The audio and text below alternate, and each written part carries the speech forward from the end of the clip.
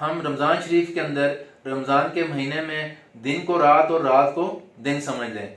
यानी हम दवाइयों की जो तरतीब है उसको हम चेंज करने में ऐसे करें और हमारी सुबह जो है ना वो शाम हो जाए और शाम को हम सुबह मान लें। तो इस तरह से हमें कुछ चीज़ें तरतीब करने में आसानी हो जाएगी। तो इन सब चीज़ों के लिए देखें कि रमज़ान में शुगर के मरीज़ रोज़ा कैसे रखें ताकि उनका रोज़ा भी सेफ रहे, उनको नुकसानात से बचें और उनको उसके रूहानी और जिस्मानी फ़ायदे भी हासिल हों।